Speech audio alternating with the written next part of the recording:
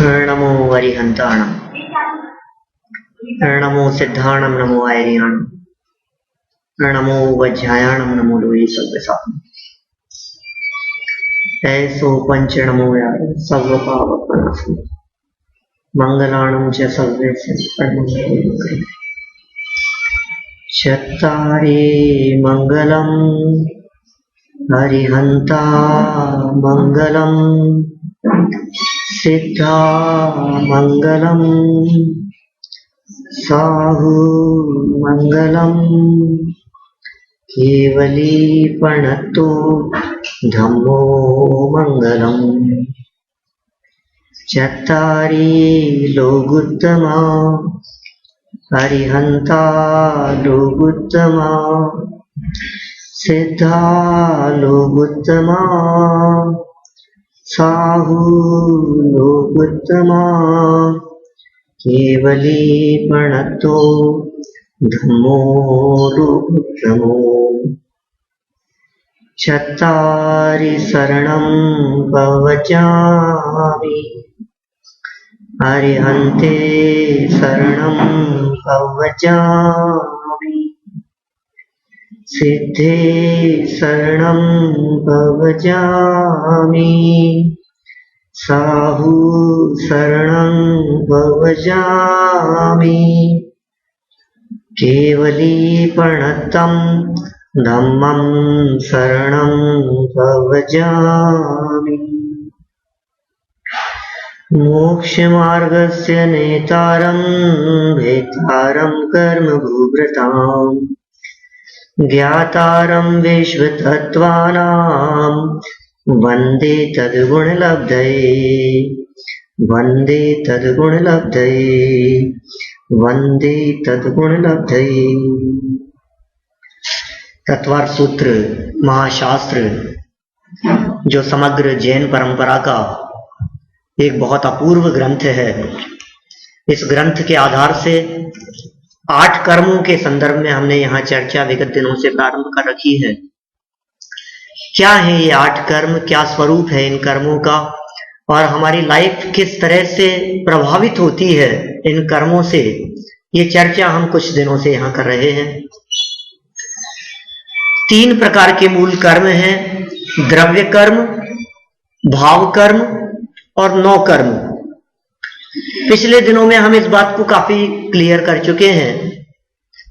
हमारे जो भाव होते हैं, राग द्वेष आदि भाव, वे भाव कर्म कहलाते हैं। उन्हें भाव कर्मों को राग द्वेष आदि के रूप में देखा जा सकता है, कषायों के रूप में देखा जा सकता है। उन भावों के कारण कुछ कर्म परमाणु जो पुद्गल रूप हैं, जो परमाणु रूप हैं, मिट्टी की तरह हैं, धूल की तरह हैं, वे आत्मा के साथ में आकर के बंधते हैं। उन कर्मों को कहते हैं द्रव्य कर्म, जो कि ज्ञानावरण, दर्शनावरण, मोहनीय, अंतराय, वेदनीय, आयु, नाम, गोत्र, इन 8 रूपों में देखे जाते हैं। और जब उन ज्ञानावरणीय आदि कर्मों का फल मिलता है, तो उसके फल में मिलने वाले संयोग, महल, मकान, घर बार, मोबाइल, गाड़ी, चश्मा, कपड़े, जेवर, गहने, जो भी हैं, वो सब कहलाते हैं 9 कर्म। हास्य आदि 9 कर्म नहीं। कुछ लोगों को ऐसी शंका हो रही थी कल, हास्य आदि कर्म जो हैं वे 9 कषाय हैं। हम यहां बात कर रहे हैं 9 कर्म के बारे में। 9 कर्म की संख्या नहीं है शास्त्रों में कहीं भी। समग्र जैन शासन में कहीं भी 9 कर्म की संख्या नहीं है। यहां 9 कर्म शब्द में जो 9 है वो 9 का सूचक नहीं है, संयोगों का सूचक है। लैपटॉप है, घड़ी है, मोबाइल है, कंप्यूटर है, ये सब हमारे 9 कर्म है। जितने साधन सुविधाएं हमारे को मिली हैं, प्राप्त हुई हैं, उन सबको 9 कर्म कहते हैं। क्यों मिले हैं वो सब 9 कर्म? कहां से आए हैं वो सब 9 कर्म? द्रव्य कर्म के फल में मिले हैं। जो द्रव्य कर्म है उसके फल में हमारे को 9 कर्म की प्राप्ति होती है। अब द्रव्य कर्म कहां से आता है? तो हम भाव कर्म करते हैं, उससे द्रव्य कर्म बनता है। भाव कर्म माने राग द्वेषादि भाव, मैं विगत दिनों में चर्चा कर चुका हूं, मैं उसको सिर्फ रिपीट कर रहा हूं 2-5 मिनट में आपके सामने, जिससे वो पूरा कंसेप्ट क्लियर हो जाए। जो भी हमारे भाव होते हैं, कोई व्यक्ति भाव से रहित नहीं होता, परिणामों से रहित नहीं होता। परिणाम माने रिजल्ट नहीं, परिणाम माने हम क्या सोच रहे हैं, हम क्या विचार कर रहे हैं।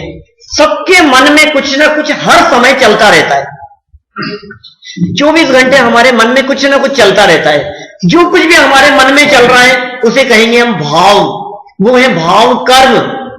अच्छे भी हो सकते हैं, बुरे भी हो सकते हैं, किसी की भलाई के लिए हो सकते हैं, किसी की बुराई के लिए हो सकते हैं। जो भी होंगे वे सब कहलाएंगे भाव कर्म। जैसे भाव होते हैं वैसे कर्म बंधते हैं। अच्छे परिणाम होंगे, अच्छे भाव होंगे, अच्छे कर्म बंधेंगे, बुरे भाव होंगे, बुरे कर्म बंधेंगे। किस तरह के भावों से कैसा कर्म बंधता है, ये अपना यहां टॉपिक चल रहा है। कुल मिलाके भाव कर्म के कारण द्रव्य कर्म का बंधन हुआ, और द्रव्य कर्म का जो बंधन होता है उसके फल में मिले हैं 9 कर्म। उसमें शरीर भी 9 कर्म है, माता पिता, परिवार, भाई बहन, कैसा मिलना, ये सब डिपेंड करता है द्रव्य कर्म के उदय पर। देखो हमारी बिल्कुल नहीं चलती है, हम चलाना तो चाहते हैं दूसरे पदार्थों पर, जबरन चलाना चाहते हैं, जबरदस्ती उनमें फेरफार करना चाहते हैं, बदलाव करना चाहते हैं, लेकिन क्या है हमारे कंट्रोल में? जब हमारा जन्म हुआ था तो हमारा जन्म कौन सी जगह पर होना है, क्या ये हमारे कंट्रोल में था? जिस जगह पर हमारा बर्थ हुआ, क्या वो हमने सोच करके जगह डिसाइड की थी?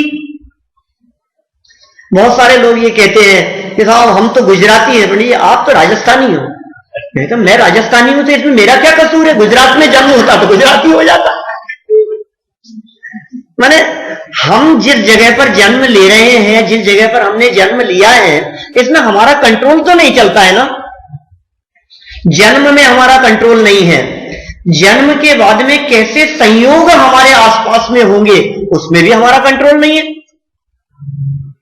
हमारा जन्म हुआ, मान लीजिए किसी व्यक्ति का जन्म फुटपाथ पर होता है, किसी व्यक्ति का जन्म अच्छे स्थान पर होता है, किसी का अच्छे परिवार में होता है, किसी का अच्छे कुल में होता है, किसी के कुल परिवार में अच्छी व्यवस्थाएं नहीं होती है, भोजन की व्यवस्था नहीं होती है, और किसी के यहां सब प्रकार की व्यवस्थाएं होती है। तो आखिर ये जो अंतर दिखाई दे रहा है, इस अंतर के पीछे कोई ना कोई तो कारण होगा। जो भी कारण है वो है द्रव्य कर्म का उदय। वे द्रव्य कर्म पिछले जन्म में जैसे हमने किए थे उसके हिसाब से वर्तमान की सारी व्यवस्थाएं हैं, और वर्तमान में जैसा कर रहे हैं इससे हमारी फ्यूचर की सारी प्लानिंग होगी। अब आप लोग क्या प्लानिंग कर रहे हैं फ्यूचर के नाम पर, वो मुझे नहीं मालूम। आप लोग फ्यूचर के नाम पर जो इकट्ठा करने का प्रयास कर रहे हैं वो तो फ्यूचर की प्लानिंग है ही नहीं, वो तो यही रह जाएगा।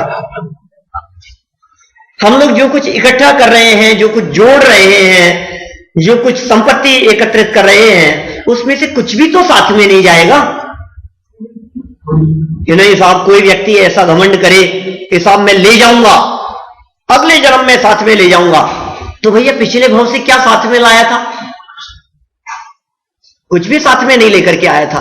कई लोग इस प्रकार की बातें करते हैं, अरे साहब बहुत नुकसान हो गया, अभी तो पता नहीं सब तरफ मार्केट में जो है वो सब डाउनफॉल चल रहा है, जहां देखो वहां सब तरफ नुकसान, घाटा, सब तरफ बहुत ही हाल खराब है मार्केट का।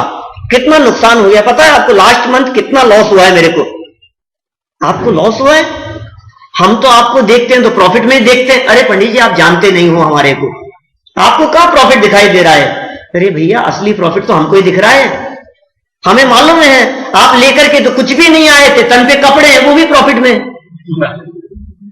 बोलो, जो कुछ भी दिखाई दे रहा है, आप जिस लॉस की बात कर रहे हैं, जिस नुकसान की बात कर रहे हैं, ये नुकसान तो उस प्रॉफिट में से थोड़ा सा कम है।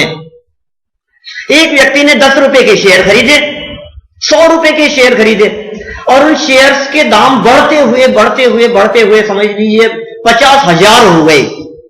100 रुपए का शेयर 50,000 का हो गया, और फिर थोड़ा सा मार्केट डाउन हुआ तो 50,000 से घट करके 20,000 रह गया, तो कहता है 30,000 का नुकसान हो गया। हम कहते हैं आपने खरीदा कितने का था? 100 रुपए का, आज कितना दाम है उसका? 30,000। तो नुकसान कितने का हो गया? कि 20,000 का। अरे वाह, कैसा कैलकुलेशन है आपका, आपका कैसा मैथमेटिक्स है, आप कैसे कैलकुलेशन करते हैं, हमारे समझ में ही नहीं आता है। ये जो कुछ भी आपके सामने संयोग दिखाई दे रहे हैं, ये पूर्व में बने हुए कर्मों के कारण प्राप्त हुए हैं। वर्तमान में जैसा कर्म बांधेंगे वैसा भविष्य में फल मिलेगा। और भविष्य कितना, मुझे मालूम है आप सब फ्यूचर प्लानिंग में लगे रहते हैं, आपकी सबकी प्लानिंग चलती है, और वो कौन से फ्यूचर की प्लानिंग चलती है सो आप जाने, कितने फ्यूचर की। कभी कभी तो ऐसा लगता है 60 से ऊपर वाले बाल जिनके सफेद हो गए हैं, सर में जिनके बाल नहीं बचे हैं, फिर भी प्लानिंग किसकी? पंडित फ्यूचर के लिए सोचना पड़ता है। अब कौन सा फ्यूचर बाकी रह गया आपका? अब और कौन सा फ्यूचर आएगा? असली फ्यूचर की बात तो हम बतलाते हैं आपको। आपको पता है आपका फ्यूचर कहां बीतेगा। हम कह रहे हैं यदि आपने अपना जीवन तत्व ज्ञान से सहित नहीं बिताया, आपने यदि इस फिलॉसफी को ढंग से नहीं पढ़ा, यदि आपने कर्म फिलॉसफी को अच्छी तरह से नहीं जाना, तो आपका फ्यूचर है निगूढ़, आपका फ्यूचर है मंद बुद्धि, आपका फ्यूचर है एक इंद्रिय, पृथ्वी का एक, वनस्पति का एक। यह है आपका फ्यूचर। जिस फ्यूचर की हम प्लानिंग कर रहे हैं, पहले फ्यूचर को समझ लीजिए। फ्यूचर को समझे बिना फ्यूचर की प्लानिंग नहीं होती। आपने आगे आने वाले 20 साल के टाइम पीरियड को फ्यूचर समझ लिया, गलत फहमी में है आप।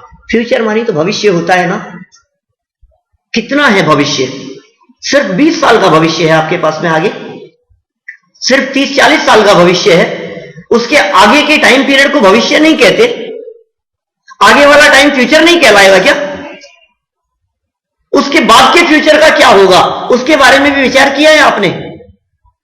ये कर्म फिलॉसफी आपको सोचने के लिए मजबूर करती है। You have to think about it. आपको सोचना ही पड़ेगा इसके बारे में। उसके बाद में क्या होगा, यहां से चले जाने के बाद में क्या होगा। सबसे खतरनाक चीज है मौत। आपको मालूम नहीं है मौत किसे कहते हैं? एक चीज यदि हमारे पास से चले जाती है, हम तिलमिला उठते हैं। एक मोबाइल यदि हमारा कहीं छूट जाए ना, और 15 मिनट बाद में हमारे को ध्यान आए, तो तुरंत बोले देखना कहां है, मिल नहीं रहा है, मोबाइल मिला के देखना, नंबर मिला के देखना। और नंबर मिलाते हैं और आता है स्विच ऑफ, गया फोन। एक दिन यदि हमारे पास में मोबाइल नहीं हो, चले जाए, तो हमारे को अधूरापन सा लगता है। एक चीज गई है। जवान बेटा मर जाए, हमारे को कैसा लगता है?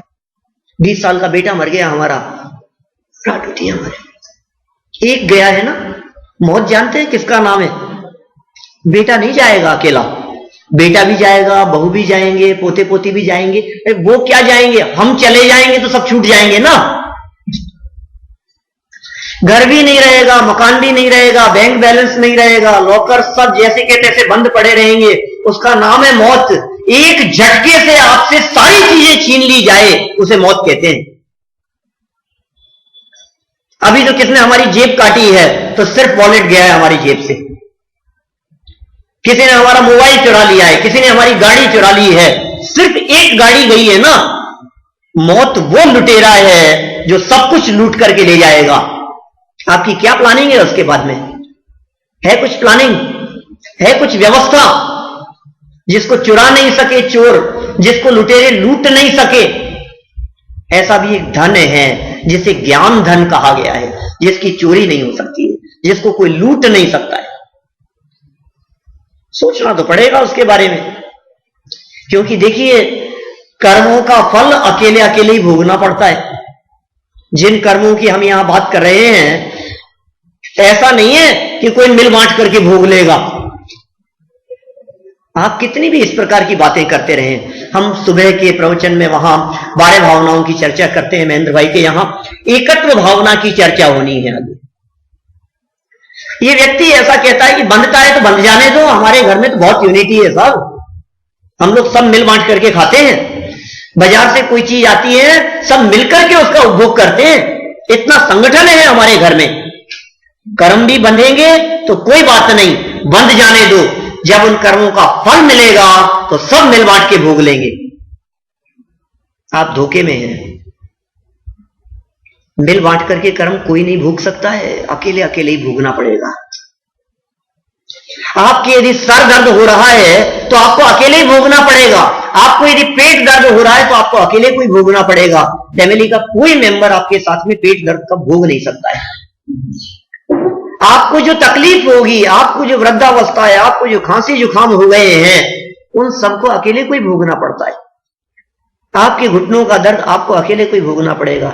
किस किस को होता होगा फैमिली में? थोड़ा बहुत तो परसेंटेज, दूसरों को भी बिल्कुल नहीं। स्वयं किए जो कर्म शुभाशुभ फल निश्चय ही वे देते, वो निश्चित कर्म अपना फल देते हैं और आप उन कर्मों का फल भोगते हैं। हमने ही बांधे हैं कर्म, हमारी बुद्धि कैसी होगी, हमारा क्षयोपशम कैसा होगा, हमारे ज्ञान का विकास कितना होगा, ये डिपेंड करता है हमारे पूर्व में बांधे हुए कर्मों पर। कोई बात हमारे को समझ में नहीं आती, कोई बात हमारे को याद नहीं होती, कोई बात हम याद करते हैं और हमारे दिमाग से निकल जाती है। ये निर्भर करता है ज्ञानावरणी दर्शनावरणी कर्म के ऊपर। बहुत से लोग शिकायत करते हुए दिखते हैं, पंडित जी समझ में नहीं आता।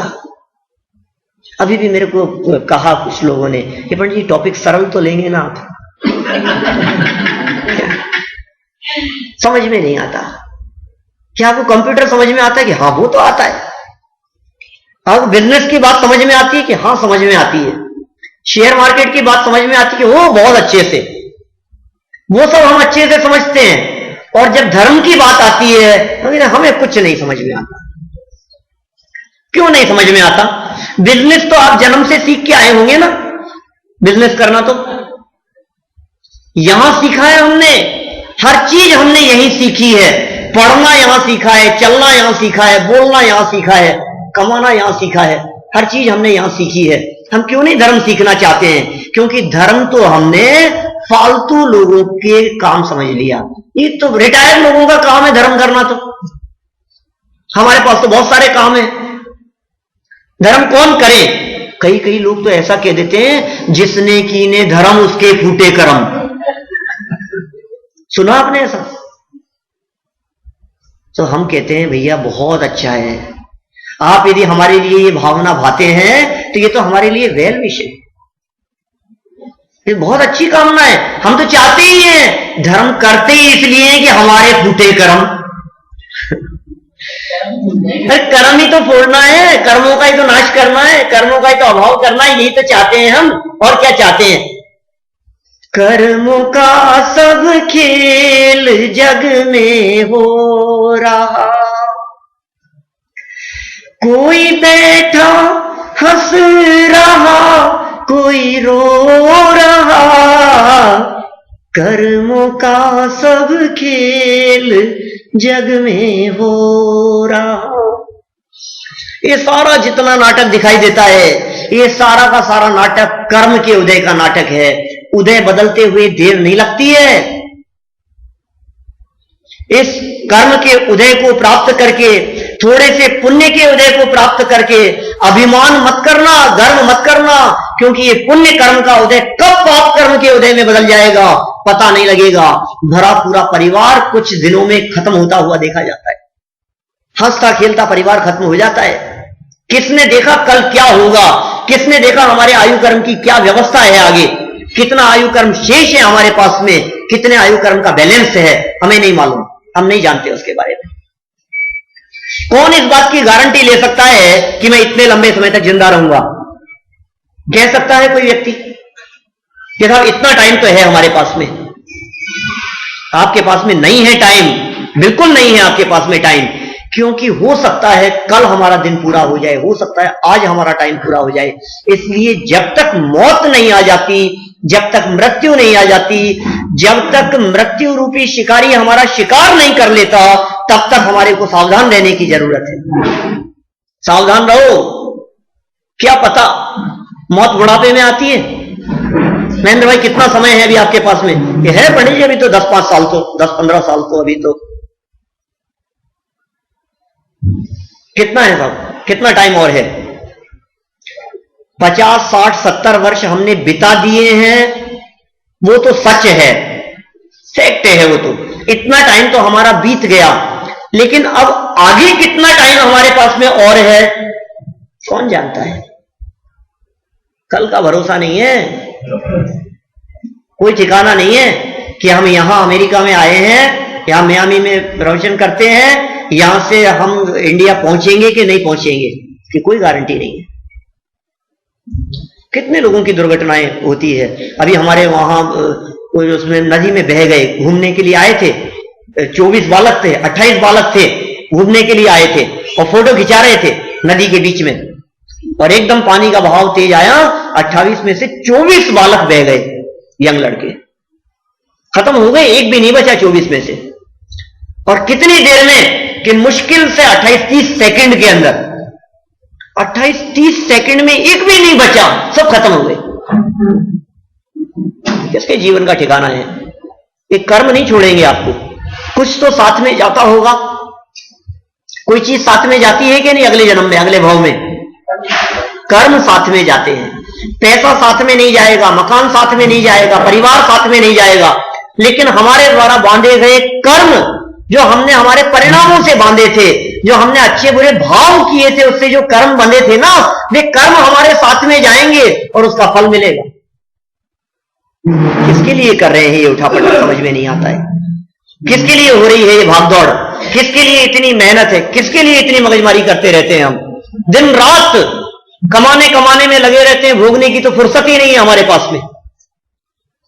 एक रिसर्च के मुताबिक एक व्यक्ति अपनी लाइफ में जितना पैसा कमाता है, सिर्फ उसका 30% पैसा ही वो उपभोग कर पाता है, 70% तो छोड़ के ही जाता है। रिसर्च हुई है। अब देख लीजिए, आप 70% छोड़ के जाने के लिए भागदौड़ में लगे हैं, हम तो 30% वाले हैं। क्या काम चलता है? यदि आपके पास में 2 टाइम रोटी की व्यवस्था है, भोजन की व्यवस्था है, आपके पास में सर्व प्रकार की अनुकूलताएं वर्तमान में मौजूद हैं, तो आपको अपना जीवन धर्म मार्ग में लगा देना चाहिए। धर्म ही एकमात्र शरणभूत है, इसके अलावा कोई शरण नहीं है, कोई सहारा नहीं दे सकता है। मैं कहता हूं, एक व्यक्ति, जिस व्यक्ति के घर में जवान बच्चे की मौत हो जाए, उस व्यक्ति को कितना पैसा ला करके दिया जाए कि वो सुखी हो जाए? बोलो। जीवन भर पैसे पैसे के लिए दौड़ते रहते थे, आज 20 साल का बेटा मर गया। बोलो, आप कर सकते हैं उसके लिए? कोई सुखी होने का कोई उपाय है आपके पास में? कोई ऑप्शन है? कैसे सुखी हो सकते हैं? ये कहता रहता है कि पंडित जी, अपने लिए तो कोई जरूरत नहीं है, लेकिन बच्चों के लिए करना पड़ता है। बच्चों के नाम पर अपने राग का पोषण करता है, बच्चों के नाम पर अपने मोह का पोषण करता है, अपने मिथ्यात्व का पोषण करता है, अपने स्वयं के विषय कषाय का पोषण करता है, और नाम लगाता है बच्चों का। बच्चों के लिए करना पड़ता है। आप किस लिए कमा रहे हैं? अपने, मुझे तो क्या करना है, अपनी तो जैसे तैसे बीत गई है, अपनी तो गुजर रही है, गुजर गई और थोड़ी बहुत बची है, अपने लिए क्या करना है? लेकिन करना पड़ता है भाई उनके लिए, क्या करें? सच में उन्हीं के लिए कर रहे हो आप? सच सच बताना, उन्हीं के लिए कर रहे हो ना?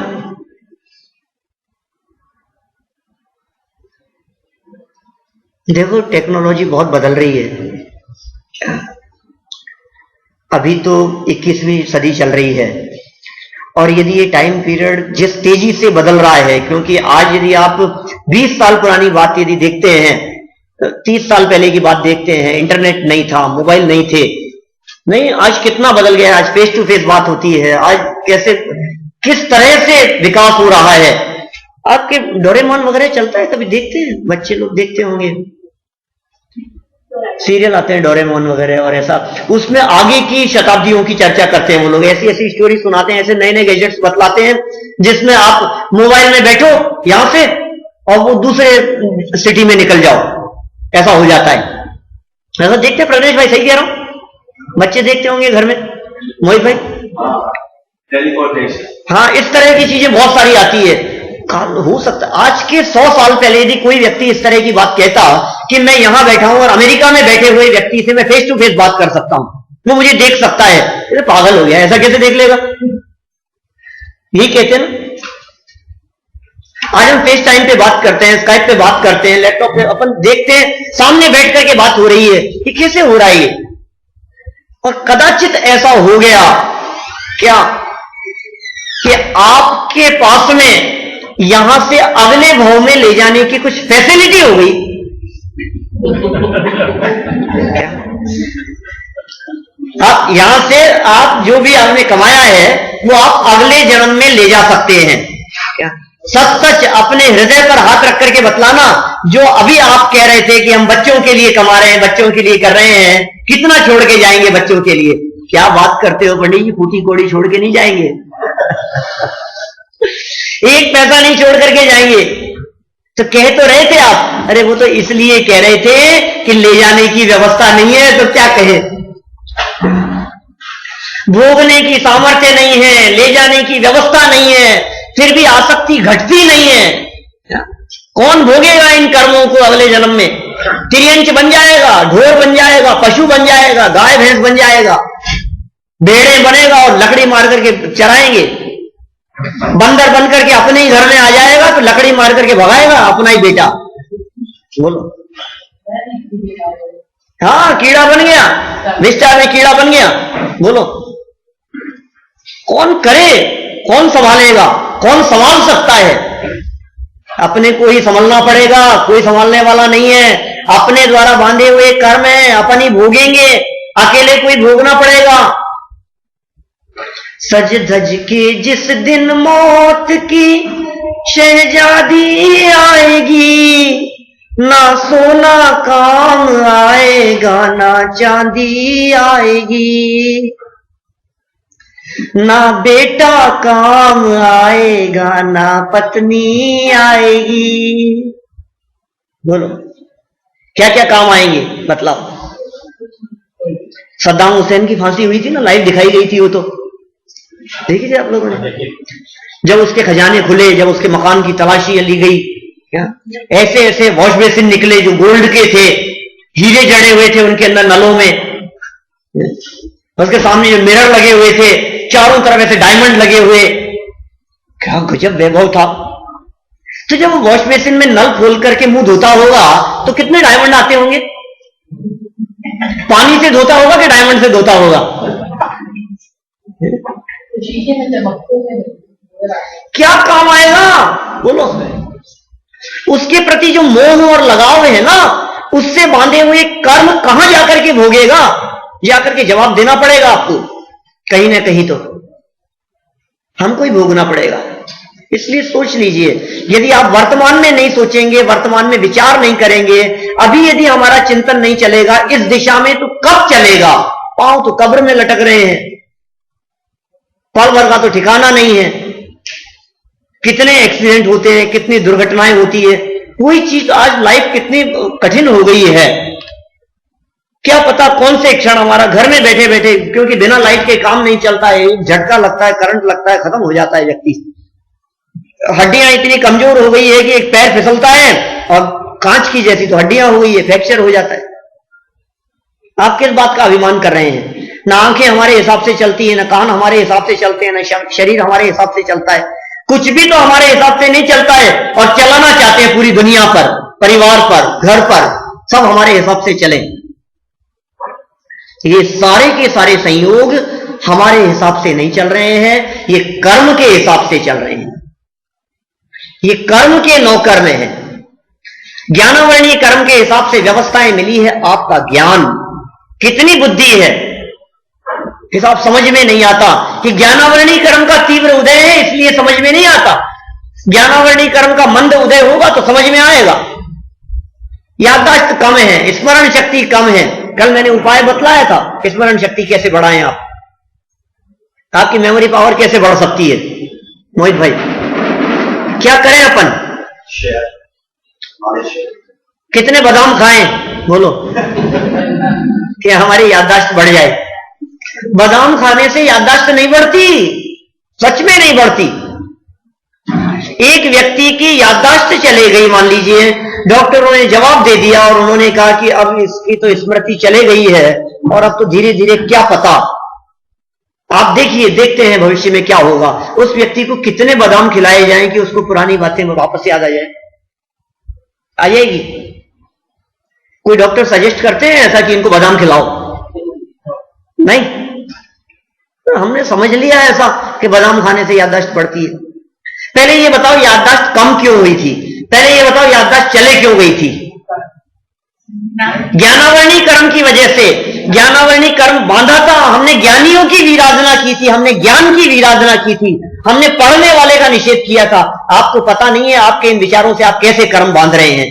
कर्म बंधते हुए दिखते नहीं है, जब फल मिलता है तब आंख से आंसू बहते हैं। बंधते हुए दिखाई नहीं दे रहे हैं हमारे को। टीवी के सामने बैठ करके हम कर्म बांधते रहते हैं, घर में बैठ करके हम कर्म बांधते रहते हैं, रोजाना दूसरों की निंदा करके, अपमान करके, तिरस्कार करके, ज्ञानियों की निंदा करके, ज्ञानियों का अपमान करके, शास्त्र स्वाध्याय का अपमान करके, स्वाध्याय नहीं करके वीतरागी जिनेंद्र देव का हम अपमान करते हुए कर्म बांधते रहते हैं निरंतर। ज्ञान की विराधना की, शास्त्रों की विराधना की, शास्त्रों को पढ़ने नहीं दिया, पढ़ने वालों की निंदा की हमने, पढ़ने वालों का अपमान किया हमने कहा अरे ये क्या पढ़ते हो आप, बेकार की चीजें, ये पढ़ो आप न्यूज़पेपर, तो उससे कितना भला हो जाएगा हमारा? कुछ भला नहीं होगा, कुछ भला नहीं होगा। मैं कहता हूं अपनी लाइफ का 90% टाइम हम लोग ऐसे जगह पर स्पेंड करते हैं जिससे हमारे लौकिक जीवन का भी कुछ संबंध नहीं है। क्या कह रहा हूं मैं, वापस ध्यान से सुनिए क्या कह गया। 90% टाइम हमारा ऐसी जगह पर बीत रहा है जिससे हमारे पारलौकिक जीवन का संबंध तो है ही नहीं, आत्मा परमात्मा धर्म का संबंध तो है ही नहीं। हम तो कह रहे हैं हमारी इस लाइफ का भी कोई रिलेशन नहीं है, कोई संबंध नहीं है, ऐसे बीत रहा है हमारा टाइम। कहां बिता रहे हैं हम? टीवी देखने में, न्यूज़पेपर पढ़ने में, इधर उधर की चर्चाएं करने में, बिजनेस की चर्चा करने में, राजनीति की चर्चा करने में, स्पोर्ट्स की, गेम्स की, इसकी उसकी। उससे क्या होगा, कौन जीता और कौन हारा, किसको कितने वोट मिले, कौन बनेगा प्रधानमंत्री, किसकी सरकार बनेगी, लेना देना है। अच्छा, उससे हमारे घर में रोटी बनेगी, उससे हमारी घर की व्यवस्थाएं होगी? टीवी सीरियल में देखते हुए किसके साथ में क्या हो रहा है, और कौन किसका किसके साथ में लड़ाई चल रही है, किसका किससे झगड़ा हो रहा है, कौन किसके साथ में भाग गया और किसको क्या हो गया, क्या है इस राग द्वेष के अलावा? व्यर्थ के राग द्वेष, आर्त ध्यान, रौद्र ध्यान के अलावा कुछ नहीं है, और 90% टाइम इसमें जा रहा है। मैं कह रहा हूं उसका थोड़ा बहुत भी हिस्सा यदि आप लौकिक जीवन में भी लगाएं तो लौकिक जीवन में उन्नति हुए बिना नहीं रहेगी, और उसका यदि शतांश भी आप यदि पारलौकिक जीवन के लिए यदि आप लगाएं तो आत्मकल्याण हुए बिना नहीं रहेगा आपका। आप लगाएं तो सही। हम किसी और के लिए टाइम देने के लिए नहीं कह रहे हैं, हम आपके लिए कह रहे हैं, अपने आप के लिए कह रहे हैं, किसी और के लिए नहीं। बच्चों के लिए तो बहुत किया, परिवार के लिए बहुत किया, समाज के लिए बहुत किया, अपने आप के लिए आपने क्या किया? क्या किया आपने अपने आप के लिए? कुछ नहीं किया, निकल गई जिंदगी हुई। अब फिर क्या होगा? हम यदि नरक में जाएंगे तो बच्चा आएगा ना संभालने के लिए, अरे पापा आप बहुत तकलीफ में हो, आपने बहुत कमाया था मेरे लिए, आएगा वहां सहयोग करने के लिए?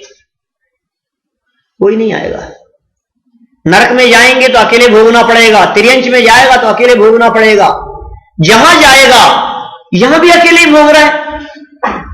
अच्छा बोलो, हम लोग यहां साथ में बैठ करके प्रवचन सुन रहे हैं, कितने लोग, काफी लोग हैं, इस पूरे हॉल में जितने लोग हैं सब लोग साथ में सुन रहे हैं ना? हाँ, सब साथ में सुन रहे हैं। क्या चीज साथ में है जी बतलाओ? आप बगल वाले के कान से सुन रहे हो, आप दूसरे की आंख से देख रहे हो, आप जो बैठे हो आपके कमर का दर्द आप फील कर रहे हैं ना, आपके घुटनों का दर्द आप महसूस कर रहे हैं ना? क्या साथ में है बतलाओ? परिवार में साथ में, हम साथ में यात्रा करने के लिए चल रहे हैं, तो साथ में यात्रा करने के लिए चल रहे हैं तो थोड़ी देर मैं थक जाता हूं तो दूसरे के पैर से चल लेता हूं। साथ में कर रहे हैं ना हम लोग, अकेले हैं भाई साहब, कहां है साथ? मैं ये नहीं कहता हूं कि दूसरों का सहयोग नहीं करना चाहिए, क्योंकि वो तो वेदनीय कर्म में आगे चर्चा करेंगे, परोपकार की बात करेंगे, दूसरों का सहयोग करने की बात करेंगे, लेकिन तो भी अपने पैरों से चलता है, अपने मुख से खाता है, अपने पेट में खाता है, अपनी आंख से देखता है, अपने कान से सुनता है, अपने हाथों से काम करता है, अपने सुख दुख को खुद भोगता है। इतनी सी बात समझ में नहीं आ रही है? सबका इंडिविजुअल अपना अपना कर्म है जिसका उपभोग खुद कर रहा है। कितना सरल है ये कर्म सिद्धांत, वही तो समझा रहे हैं हम। आप अपनी याददाश्त बढ़ाने के लिए विराधना से बचें, आराधना में लगे। वीराधना का फल है ये संसार दशा।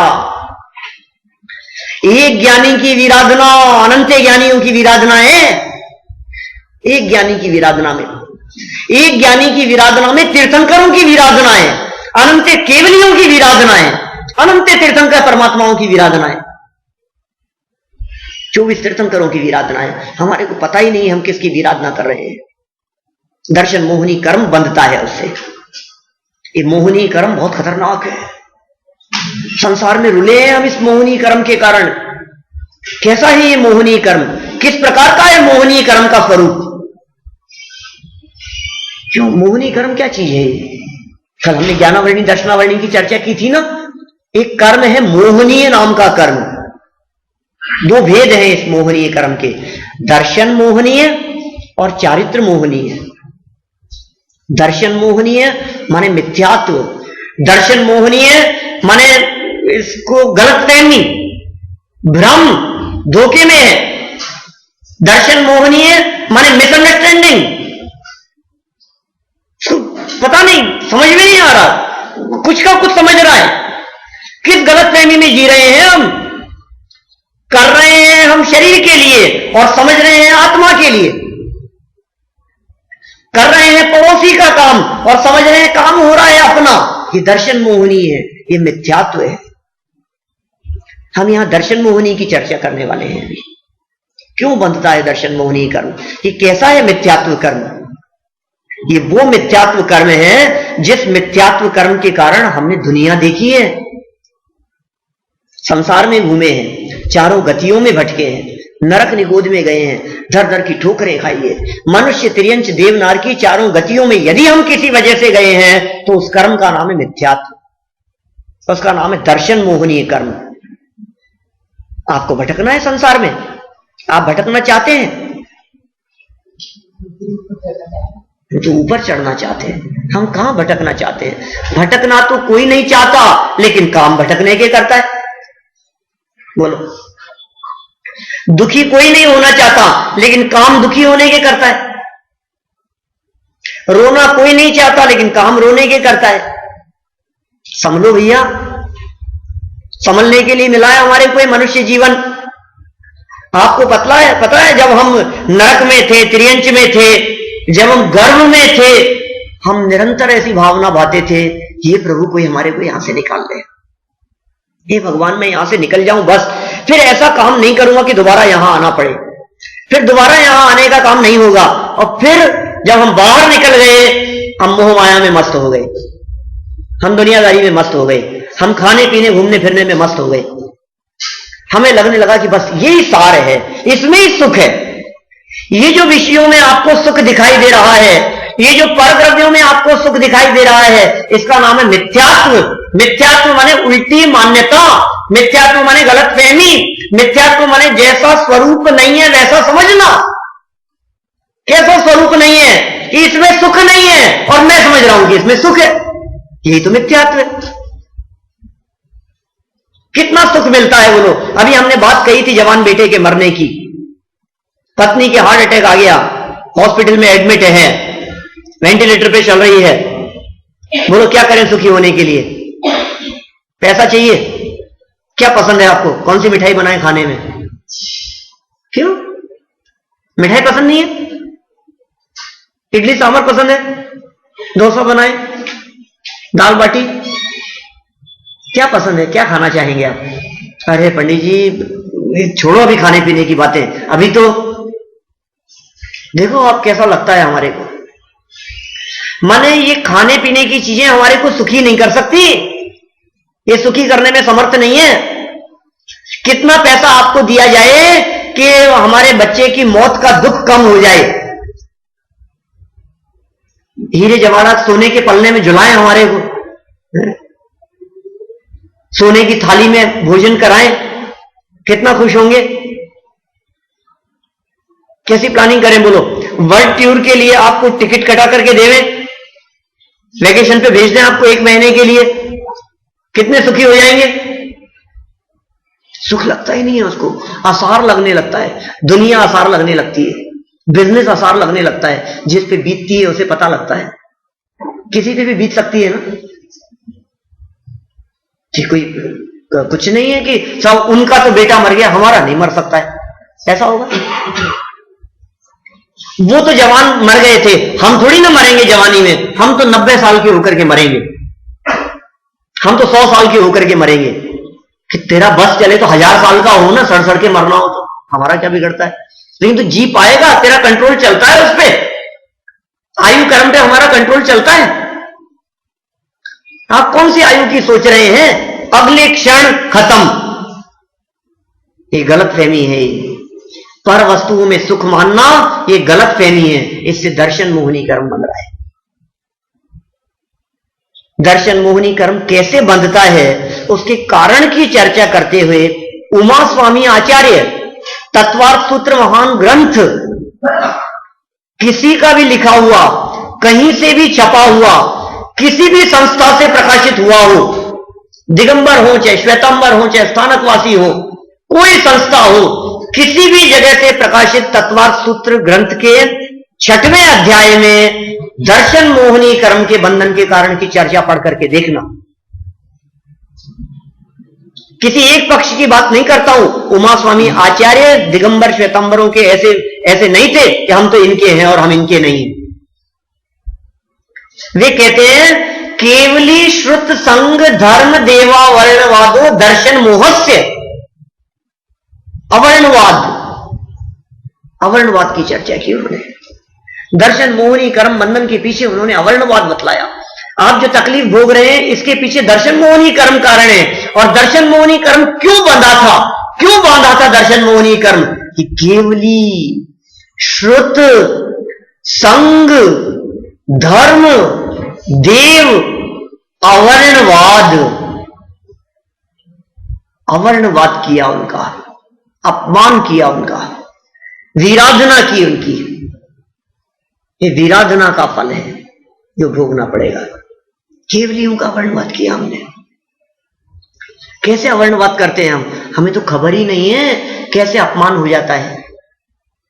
अच्छा बतलाइए मेरे को, अभी आपके यहां ओबामा जी आए, मान लीजिए यहां के राष्ट्रपति, वो यहां आए, तो वो जब यहां आएंगे तो वो तो यहां खड़े हों क्या, और आप उनके सामने आपस में इधर उधर बातें करते रहेंगे? भाई साहब उलट खड़ा होता है उनके सामने। क्या मजाल जो उनके सामने इधर उधर कोई दूसरे काम करने लगे।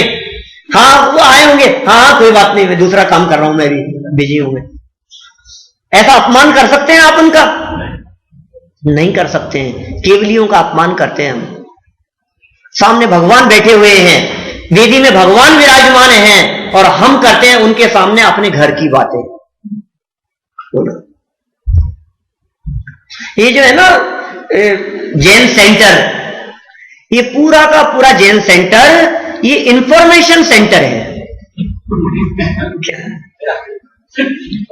यहां मैं तो प्रैक्टिकल बात कहता हूं भाई, जैसा देखता हूं, क्योंकि जितनी भी इंफॉर्मेशन हमारे को चाहिए वो वहां पर। अरे भैया इंफॉर्मेशन आपको चाहिए तो आप यहां से बाहर निकल करके भी बात कर सकते हैं, आप साइड में आकर के भी बात कर सकते हैं। सामने 3 लोग के नाथ बैठे हैं, भगवान बैठे हैं, आपको उनकी गरिमा का पता है?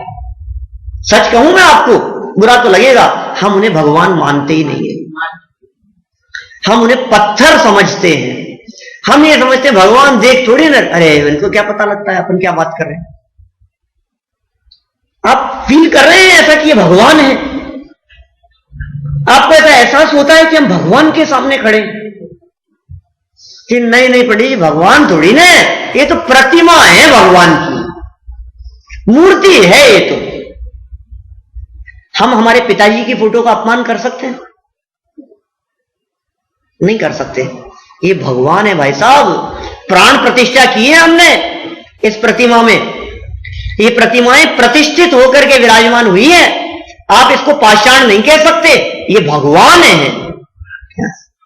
ये प्रतिमाएं हमारे को उपदेश दे रही है, ये प्रतिमाएं मौन उपदेश देती है। हमारे को सीखना पड़ेगा, हमारे को समझना पड़ेगा ये भगवान क्या कह रहे हैं, भगवान की आंखें क्या कह रही है, भगवान के हाथ क्या कह रहे हैं। बोलो, हाथ पे हाथ धर के बैठे हुए हैं भगवान, कुछ ना कुछ तो उपदेश दे रहे होंगे, कोई ना कोई तो संदेश होगा ना हमारे भगवान का। क्यों है हाथ पे हाथ धर करके प्रतिमा? क्यों नहीं है अस्त्र शस्त्र साथ में भगवान के? बोलो, कितना अच्छा होता थोड़े बहुत। और आजकल तो जमाना बदल गया है, वो धनुष बाण की जगह बंदूक रखो है? नहीं, राग द्वेष का प्रतीक है। हमारे भगवान, किसी जैन मंदिर में चले जाना, भगवान न आशीर्वाद देते हुए दिखाई देते हैं और न किसी के ऊपर संकट करते हुए दिखाई देते हैं। शांत मुद्रा होती है भगवान की, हाथ पे हाथ धर करके बैठे, कुछ नहीं करते। ये सबसे पहला सिद्धांत है ये जैन दर्शन का। ये केवलियों का अवर्णवाद है। यदि आप केवली को कर्ता मानते हैं तो, यदि आप ये मानते हैं कि भगवान हमारा भला कर देंगे, तो आप बहुत बड़े धोखे में हैं, काम नहीं चलेगा। समझते हैं सब ऐसा, 90% जैन ऐसा समझते हैं। यहां जैन सेंटर में समझते हो तो कोई आश्चर्य वाली बात नहीं है। देखता हूं ना, घर में, परिवार में सब लोग, इंसान तो सब एक जैसे ही होते हैं ना, हमारे मामा जी, नाना जी, फूफा जी, बुआ जी, चाचा जी, ताऊ जी, सब कोई ना, सब लोग मंदिर क्यों जाते हो? भगवान भला करेंगे इसलिए जाते हैं। क्या भला करेंगे साहब आपका भगवान? सच सच बताना, भगवान क्या भला कर? आप दर्शन मोहनी कर्म बांध रहे हैं, पता है आपको? आप क्या मांगेंगे भगवान से? आप कल्पना करें, भगवान महावीर स्वामी अभी सामने प्रकट हो जाएं। आप भगवान से डिमांड रख रहे हैं, अब भगवान महावीर स्वामी सामने प्रकट हो जाएं, सामने आ गए।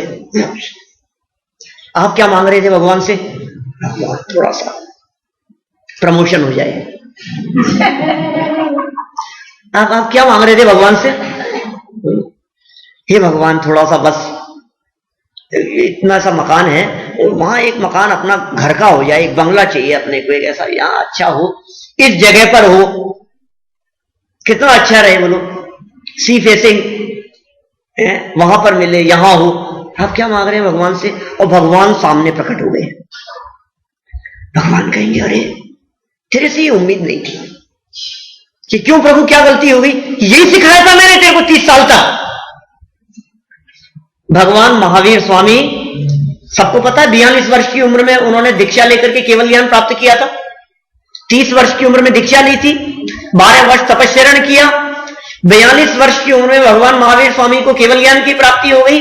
और 42 वर्ष से लेकर 72 वर्ष की उम्र तक, 30 वर्ष तक भगवान महावीर स्वामी यही उपदेश दे रहे होंगे कि आप अपना बिजनेस कैसे बढ़ा सकते हैं। मैंने भाई सही कहता हूं? बिजनेस कैसे बढ़ा सकते हैं यही सिखाया होगा ना उन्होंने? ये नहीं सिखाया था उन्होंने, तो 30 साल तक कौन जाता होगा उनके पास में सुनने के लिए? आपने हमें आप जैसे शांति पाई है, जैसे वो, हाँ, वो मार्ग बतलाया। भगवान महावीर स्वामी 30 साल तक समूह शरण में बैठ करके भोग की चर्चा नहीं करते थे, त्याग की चर्चा करते थे, संयम की चर्चा करते थे, वैराग्य की चर्चा करते थे, साधना की चर्चा करते थे, मनुष्य जन्म को कैसे सफल किया जा सकता है, आप सुखी कैसे हो सकते हैं, ये चर्चा करते थे। उन्होंने सुखी होने के नाम पर यह नहीं बतलाया कि आप इतने डॉलर कमा लेंगे तो आप सुखी हो जाएंगे। बेटा, इस माला का जाप कर, इस माला का जाप करेगा तो इससे तेरे घर में शांति रहेगी और फिर तू सुखी होगा। मेरे जैसा सिर फिरा उनसे पूछ ले कि महाराज, आप इस माला के जाप से कह रहे हो घर में शांति मिलेगी, आपने घर काहे को छोड़ा था? आप भी घर में शांति कर लेते। तो कहेंगे भैया घर में तो शांति नहीं है, तो फिर हमें काहे को बेवकूफ बनाते हो? इस माला का जाप करो, घर में शांति रहेगी। बोलो, कितना प्रैक्टिकल है कि नहीं ये बात? आप क्यों नहीं विचार करते हो? पता नहीं क्यों, समझदार लोग होकर के, पढ़े लिखे होकर के, हम लोग इतने तर्कशील हैं, बुद्धिमान हैं, समझदार हैं। मैं नहीं समझता हूं कि आप जैसी ऑडियंस इंडिया में होती होंगी। आप कितने पढ़े लिखे हैं, समझदार हैं, बुद्धिमान हैं, उसके बावजूद आप कैसे अंधभक्त हो गए हैं, कैसे अंधविश्वासी हो गए हैं? हम इसलिए भगवान के पास में आएंगे, भगवान हमारा भला करेंगे, नहीं करते हैं भगवान भला। दर्शन मोहनी कर्म के बंधन का कारण बता रहा हूं आपको, तत्पर सूत्र की बात कह रहा हूं, मेरे घर की बात नहीं है। उमा स्वामी आचार्य की बात कह रहा हूं, 2000 वर्ष पहले लिखी है। कोई आकर के कड़क शब्दों में बतलाएगा नहीं आपको, सब यही बतलाएंगे, हमारे पास में आओ, एक मंत्र बतलाएंगे, आपका कल्याण हो जाएगा। हो जय हो महाराज आपकी। हम भी भीड़ इकट्ठी कर सकते हैं, 2-4 मंत्र बतलाएंगे, शांति मंत्र, घर में शांति कैसे रह सकती है, आपके घुटनों का दर्द भी ठीक करने का मैं उपाय बतलाऊं तो लाइन लगा करके आएंगे लोग मेरे पास में। बोलो। लेकिन मैं सच्ची बात बतलाता हूं तो लोगों को लगता है कि यार ये तो आप समझदार हैं भाई, क्या करेंगे बतलाओ भगवान, और क्यों करेंगे, और भगवान को क्या यही काम बचा है? अच्छा मैं ये कहता हूं कि आप मंदिर के प्रेसिडेंट बन जाएं, आप अध्यक्ष हो जाएं, आपको अच्छे से अच्छा पूरी सोसाइटी के अंदर आपको नंबर 1 सबसे टॉप पोस्ट आपको मिल जाए, आप लोग चाहते हैं कि नहीं? लेकिन पता है आपको हर व्यक्ति के घर में जाकर के सफाई करनी पड़ेगी। ऐसे पैसा पोस्ट किसको चाहिए? सबसे बड़ी पोस्ट का अर्थ यह है कि घर घर में जाकर के सफाई करेगा। सबसे बड़ी पोस्ट का अर्थ यह है कि सबके संकट दूर करेगा, सबके घर में जाकर रोटी बनाएगा, यह है उसका अर्थ। उस पोस्ट की गरिमा तो देखो आप, जो भगवान हैं वे एक एक व्यक्ति के घर में आकर के उसके दुख दर्द मिटाएंगे। नहीं समझ में आ रही बात मैं क्या कह रहा हूं? आप दुखी क्यों हैं? भगवान आपको दुखी नहीं करते, भगवान आपको सुखी नहीं करते। ये जैन दर्शन कर्म फिलॉसफी की बात कहता है। भगवान भला बुरा नहीं करते, हमारे कर्मों का फल हमें मिलता है। हम कर्मों को जीत करके स्वयं भगवान बन सकते हैं। दुनिया के सब दर्शनों में एकमात्र दर्शन ऐसा है जो भक्त नहीं भगवान बनने की बात करता है। एकमात्र दर्शन ऐसा है जो अकर्तावाद की चर्चा करता है। दुनिया के सब दर्शनों में, मैं कहता हूं आपके यहां यूनिवर्सिटी में, मियामी में जो यूनिवर्सिटी है, फ्लोरिडा इंटरनेशनल यूनिवर्सिटी, आप जाएं और किसी फिलॉसफी के प्रोफेसर से आप पूछें, बात करें कि जैन दर्शन और अदर रिलीजियस में क्या फर्क है। मेन अंतर यह होगा कि जैन दर्शन में भगवान कर्ता धर्ता नहीं है। मैं नहीं कह रहा हूं, किसी शर्मा जी से पूछना आप, वो बता देंगे आपको। जैनी नहीं समझते। कोई एक मोमडन प्रोफेसर हो ना, फिलॉसफी के प्रोफेसर, और उनसे पूछो जैन सिद्धांत बतलाओ हमारे को, जैन फिलॉसफी के बारे में बतलाओ, तो मुस्लिम जो प्रोफेसर होंगे वो ये कहेंगे आपको कि जैन दर्शन, जैन संप्रदाय भगवान को कर्ता धर्ता नहीं मानता। बोलो। और जैनियों से पूछो, बोलो तो क्या कहेंगे?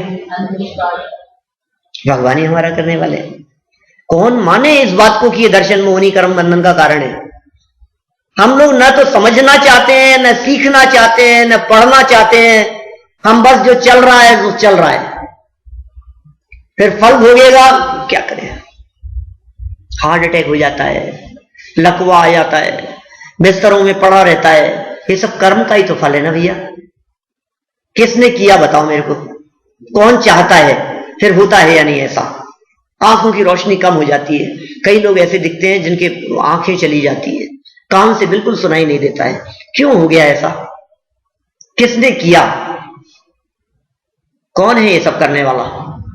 हमारे ही कर्म है।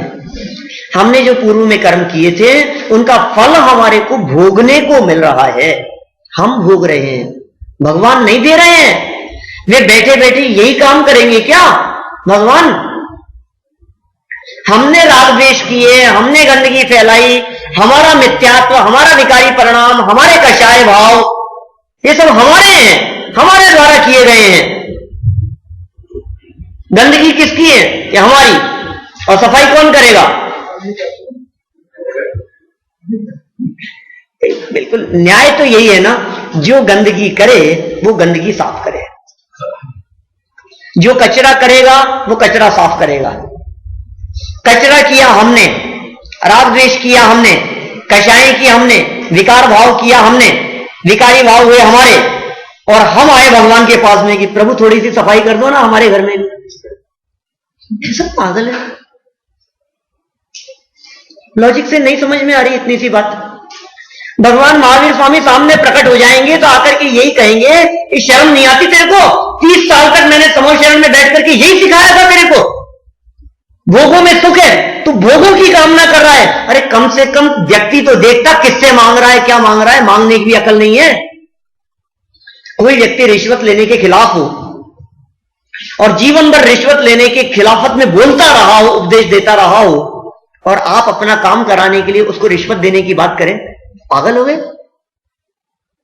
किसको रिश्वत देने की बात कर रहे हो आप जानते नहीं हो ये कौन व्यक्ति है, आप जानते नहीं हो भगवान महावीर स्वामी कौन है, आप किससे मांग रहे हैं। ये केवली का अवर्णवाद, क्या ये केवली का अवर्णवाद है, ये भगवान का अवर्णवाद है। भगवान जैन परंपरा में अकर्ता हैं, कुछ नहीं करते हैं। पंडित जी एक शंका है हमारे को, यदि आप इस तरह की बातें कहेंगे बताएंगे तो फिर लोग मंदिर क्यों आएंगे।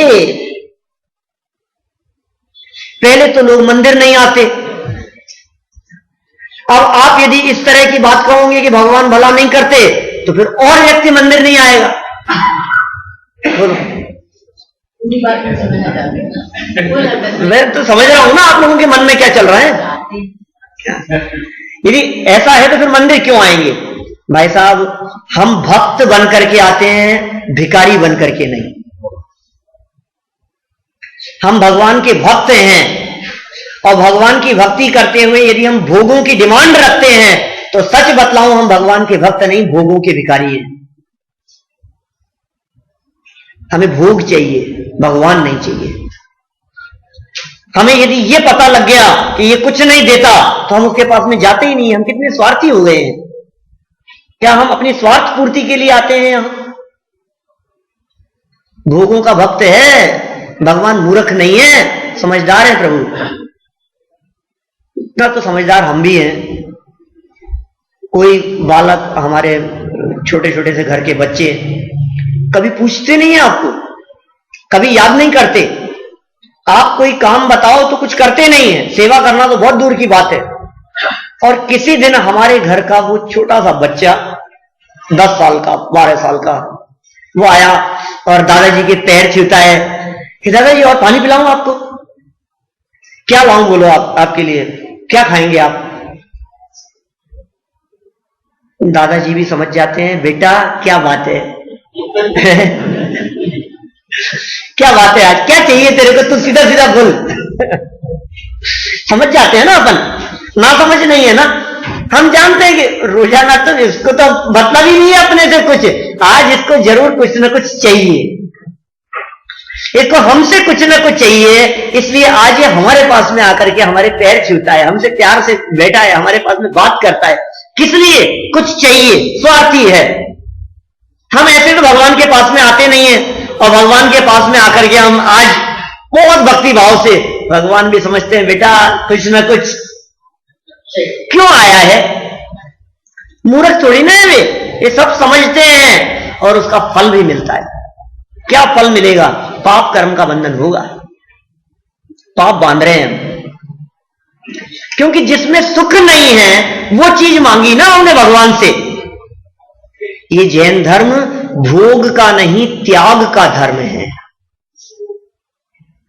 विषयों में सुख नहीं है, ये उपदेश देते हैं हमारे परमात्मा, हमारे महात्मा, हमारे त्यागी, संयमी, संत, साधु, वो सब यही तो उपदेश देते हैं। घर गृहस्थी में सुख नहीं है, परिवार में सुख नहीं है, कमाने धमाने में सुख नहीं है, तुम इनकी तरफ दौड़ते रहो, तुम इनकी तरफ भागते रहो, सुख नहीं मिलेगा आपको इनमें, रंच मात्र भी सुख नहीं है। इकट्ठे कर लो चाहे जितने हीरे मोती, मगर याद रखो कफन में जेब नहीं होती, ले जाने की व्यवस्था नहीं है। आप सोचो कि हम थोड़ा बहुत इकट्ठा करके ले जाएंगे, परभव में चला जाएगा, कुछ नहीं जाएगा, होता ही नहीं, व्यवस्था ही नहीं। तो फिर क्या करें साहब, ये बताओ आप, उपाय क्या है? अवर्णवाद मत करो, अपमान तो मत करो, कम से कम जो उन्होंने कही है, जो उन्होंने सिखाया है, जो उन्होंने उपदेश दिया है, आप उसको स्वीकार करो भाई। मौन उपदेश देते हैं हमारे भगवान, बोलते नहीं है कुछ भी, लेकिन उपदेश में कमी रखते नहीं है। हम यहां भगवान से मांगने नहीं आते, हम यहां भगवान का मौन उपदेश सुनने के लिए आते हैं। भगवान को देखते हैं तो भगवान बनने की प्रेरणा मिलती है, भगवान को देखते हैं तो त्याग की प्रेरणा मिलती है, भगवान को देखते हैं तो वैराग्य की प्रेरणा मिलती है, संयम की प्रेरणा मिलती है, भगवान को देखते हैं तो उन जैसा बनने की भावना जागृत होती है। इसलिए हम भगवान के चरणों की शरण में आए।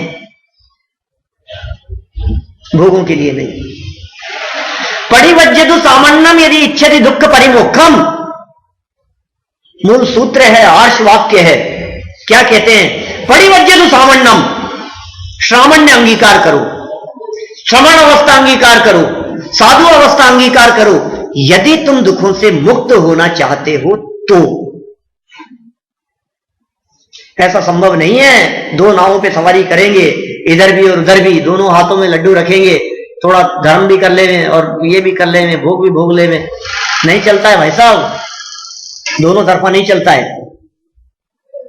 केवली के अवर्णवाद से बचे। केवली, श्रुत, संग, धर्म, कितनी बातें कही है, इन सबका अवर्णवाद। क्या कौन कहे? भगवान को करता धरता कहना उनका अवर्णवाद है। सच कहता हूं, प्रैक्टिकल देखना, आप करके देख लो प्रैक्टिकल।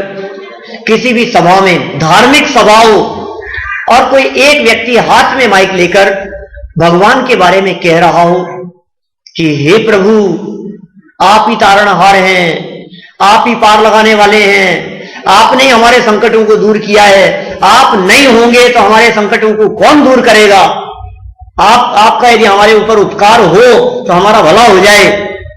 ऐसा कोई व्यक्ति माइक पर खड़ा होकर के बोल रहा है। 15 मिनट उससे अपना लेक्चर दिया, भाषण दिया, 1000 लोग सभा में सुन रहे थे। मैं आपसे पूछता हूं, 1000 लोगों को लाइन से खड़ा कीजिए, एक एक व्यक्ति से पूछिए आप, ये व्यक्ति अभी 15 मिनट तक खड़े होकर के भगवान की प्रशंसा कर रहे थे या भगवान का अपमान कर रहे थे? 1000 में से 1000 वोट ऐसे डलेंगे जो ये कहेंगे भगवान की प्रशंसा कर रहे थे, और मैं हूं एक अकेला व्यक्ति जो सामने बैठा है आपके, ये कह रहा हूं कि भगवान का अपमान कर रहा है। आपको लगेगा यार क्या बोलते हो आप, भगवान की तारीफ कर रहे हैं हम, आप अपमान कहते हो इसको। इसे केवली का अवर्णवाद कहते हैं, इसे महावीर स्वामी का अवर्णवाद कहते हैं। आप भगवान महावीर स्वामी से गाड़ी मांग रहे हो, गाड़ी देने वाला कह रहे हो, भगवान महावीर स्वामी कह रहे हैं यार मेरे पास तो कुछ नहीं है, तो मेरे से गाड़ी मांग रहा है। भगवान महावीर स्वामी से धन मांग रहे हो, आप धन को देने वाला मांग रहे हो, वो कह रहे हैं मैं तो सब छोड़ छाड़ करके तो मैं साधु बना था, अब मेरे को धन देने वाला मांग रहा है। तो कैसा समझ रहा है तू? तो पार्श्वनाथ स्वामी को उपकारी मान रहे हो आप कि पार्श्वनाथ भगवान के नाम पर कितने तीर्थ हैं, आपको कल्पना नहीं है, अनगिनत तीर्थ है पार्श्वनाथ भगवान के नाम पर हिंदुस्तान में। क्यों चल रहे हैं वो सब इसीलिए चले हैं कि उन सब के माध्यम से सबको लगता है कि हमारा संकट दूर हो जाएगा। मेटो मेटो जी संकट हमारा, पारस प्रभु जी पार लगा दो, मझधार में है नैया प्रभु पार लगा देना। कभी कभी ऐसा लगता है हमारे को सर दर्द हुआ और पार्श्वनाथ भगवान को याद करो, सर दर्द ठीक हो जाएगा। गजब हो गया, सर दर्द की गोली जितना सस्ता समझ रखा है पार्श्वनाथ भगवान। जो काम एक सर दर्द मिटाने की गोली से हो सकता है, उसके लिए पार्श्वनाथ भगवान को परेशान करेगा सर दर्द ठीक करने के लिए। अवर्णवाद नहीं है तो और क्या है, अपमान नहीं है तो और क्या है। सावधान रहो, गलती से अपमान नहीं हो जाए। वो बहुत बड़ी हस्ती है भाई साहब, पार्श्वनाथ स्वामी साधारण नहीं है। वे हमारे सर्वेंट नहीं है, वे हमारे नौकर नहीं है, वे भगवान है। हमने तो उनको नौकर समझ लिया, हम तो जाकर के ऑर्डर देते हैं भगवान को, देखो भगवान ये काम, तो मैं आपका सच्चा भक्त हूं, हे प्रभु ये काम तो आपको करना ही पड़ेगा। गजब हो गया यार, पार्श्वनाथ भगवान भी सोचते ये आया मेरे ऊपर ऑर्डर करने वाला ये ऑर्डर देता है मेरे को, ये काम तो करना ही पड़ेगा। ये कैसा है? हम ऑर्डर नहीं देते, मांगते हैं। यहां भिखारियों का काम नहीं है। 2 तरह के भिखारी होते हैं, पता है आपको? भिखारी 2 तरह के, यहां तो नहीं होते, अमेरिका में तो, इंडिया में तो 2 तरह के भिखारी मिलते हैं। एक भिखारी वो जो मंदिर के बाहर बैठकर भीख मांगता है, और दूसरा भिखारी वो जो मंदिर के अंदर आकर के भगवान से भीख मांगता है। मंदिर के बाहर बैठने वाला भिखारी, उसकी डिमांड थोड़ी सी कम होती है क्योंकि वो लोअर स्टैंडर्ड का भिखारी है, और अंदर आने वाला जो भिखारी है वो थोड़ा सा गाड़ी में आता है, सूट में आता है, थोड़ा सा अप टू डेट होकर के, वो थोड़ा सा उसकी डिमांड। जिस लेवल का भिखारी उस लेवल की डिमांड। बुरा लगे तो माफ करना भाई, लेकिन बात सच्ची है, सच्ची बात कहता हूं। मैं जानता हूं कई लोगों को बुरी भी लग सकती है, लेकिन बुरी लगे तो मैं क्या करूं इसमें। मैं आप लोगों को मन रिझाने के लिए नहीं आया हूं, मुझे किसी तरह का कोई लोभ लालच नहीं है। मैं आपकी मनपसंद बातें कहने के लिए नहीं आया हूं, इसके लिए तो टीवी बहुत है, मनोरंजन के साधन बहुत है। इसके लिए तो आप बुला लो, तारक मेहता को बुला लो, राजू श्रीवास्तव को बुला लो, किसी अच्छे स्पीकर को बुला लो, बहुत एंटरटेनमेंट करेंगे। मुझे एंटरटेनमेंट नहीं करना, मुझे तो जैन दर्शन समझाना है, मुझे तो जैन फिलॉसफी समझानी है। जिसे अपना कल्याण करना हो वो आए मेरे पास में, और जिसे कल्याण नहीं करना हो उनके बारे में हम कुछ नहीं कह सकते। हम तो सच्ची बात बतलाएंगे, अच्छी लगे चाहे नहीं लगे, लेकिन सच्ची जरूर होगी, खरी बात कहेंगे। फिर नहीं साहब ऐसी बात कहो ना कि सब लोगों को अच्छी लगे। अच्छी के चक्कर में तो मरे जा रहा है, अनंत काल हो गया। मनपसंद बात होनी चाहिए, अच्छी लगने वाली बात होनी चाहिए। श्रुत का वर्णवाद करता है इसी तरह से। देखो हमने कहा ना, भगवान के सामने बैठ करके इधर उधर की बातें करे, भगवान का वर्णवाद, ठीक है ना।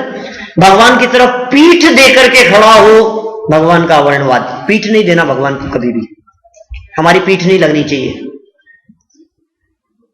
भगवान के बारे में जो उनका वास्तविक स्वरूप है वो नहीं समझ करके और कुछ कहना, ये उनका वर्णवाद, ठीक है ना। जिस व्यक्ति के पास में जो चीज हो वो चीज उससे मांगे, वहां तक तो ठीक है, लेकिन जो चीज जिसके पास में नहीं है वो चीज आप उससे मांगो और आग्रह पूर्वक मांगो, तो कहता है यार प्लीज अपमान मत करो मेरा, यार मैं नहीं दे सकता हूं, मेरे पास में नहीं है। ही होगा ना महेंद्र भाई। अभी यदि मैं आपसे BMW मांगू तो आप कहोगे बड़ी मेरे पास ही नहीं है यार, प्लीज। जो चीज मेरे पास है, आप हमारे यहां आए हैं, आप हमारे मेहमान हैं, जो चीज मेरे पास है वो चीज मैं आपको दे सकता हूं। जो चीज मेरे पास में नहीं है वो चीज मैं आपको नहीं दे सकता। बोलो पूरी दुनिया में यही नियम है ना। मैं आपके पास में आऊं, आपसे कोई चीज मांगू, तो जो आपके पास में है ही नहीं आप कैसे देंगे। अब हम गए भगवान के पास में, हे भगवान ये दे दो वो दे दो, तो भगवान कहते हैं मेरे पास ही नहीं है, तू मेरे से मांग करके अपमान मत कर यार मेरा, प्लीज। देख सब लोगों के सामने मेरी बेइज्जती मत कर, मैं नहीं दे पाऊंगा जो चीज तू मांगेगा, क्योंकि वो मेरे पास में नहीं है। तेरे को गाड़ी चाहिए, मेरे पास गाड़ी नहीं है। तुझे बंगला चाहिए, मेरे पास में बंगला नहीं है। अरे मैंने उस चीज को छोड़ दिया, मेरे पास ही नहीं है, मैं तुझे कहां से दूंगा। एक व्यक्ति मुंबई की चौपाटी पर तरबूज खाने के लिए गया, तरबूज खरीदा उसने और तरबूज को हाथ में लिया उसने, भारी था, वजन ज्यादा था और एकदम फूट गया, नीचे गिर गया। जैसे ही वहां तरबूज फूटा उसमें से एक जिन्न निकला, समझ गए ना। वो प्रकट हो गया सामने और बोला तुमने मुझे मुक्त किया है, आदेश करो, क्या हुक्म है मेरे आका, क्या चाहिए तुम्हारे को। हमने कहा यार अच्छा है दिमाग डिमांड जो हमसे पूछ रहा है। तो हमने उससे कहा कि एक काम हो सकता है, बंबई में नया नया आया हूं, एक अच्छा सा फ्लैट दिला दो। तो पता है क्या बोला, कैसा मूर्ख है, बंबई में फ्लैट होता तो मैं मतीरे में क्यों रहता।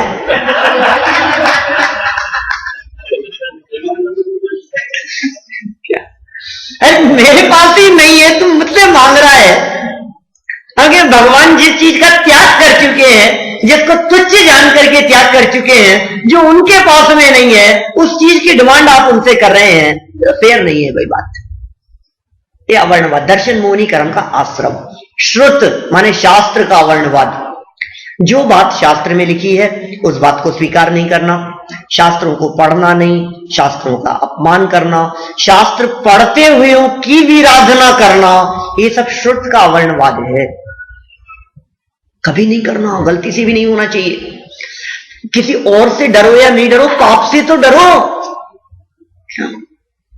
ये जीव पाप से नहीं डरता है, पाप के फल से डरता है क्या, लेकिन पाप करने से नहीं डरता।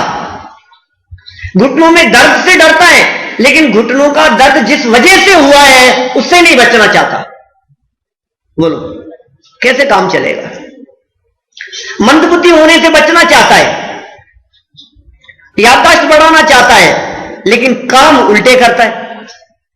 हम कह रहे हैं श्रुत का वर्णवाद नहीं होना चाहिए, जिनवाणी का वर्णवाद नहीं होना चाहिए, परमात्मा का वर्णवाद नहीं होना चाहिए। मुझे याद आता है एक पद्म पुराण का प्रसंग। राम रावण का युद्ध चल रहा था, 6 महीने चला उनका युद्ध। बीच में एक प्रसंग ऐसा बना कि रावण जो था वो तो बहुरूपिणी विद्या सिद्ध करने में लग गया। कैलाश पर्वत पर शांतिनाथ भगवान के मंदिर में शांतिनाथ भगवान की भक्ति और स्तुति में लगा हुआ था, बहुत भक्ति कर रहा था, विद्या सिद्ध करने में लगा हुआ था भगवान। अब पीछे से लक्ष्मण दौड़ते हुए गए रामचंद्र जी के पास में और उन्होंने कहा कि भाई साहब, भ्राता, बहुत अच्छा मौका है, हम रावण को अभी मार सकते हैं।